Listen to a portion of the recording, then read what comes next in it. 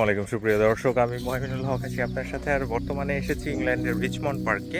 এটা দেখে মনে হচ্ছে ন্যাশনাল জিওগ্রাফি চ্যানেলে যে ধরনের জায়গাগুলো দেখায়, যে জায়গাগুলোতে বা অ্যানিম্যাল প্ল্যানেটে যে ধরনের জায়গাগুলো দেখায়, একদম completely the place is look alike.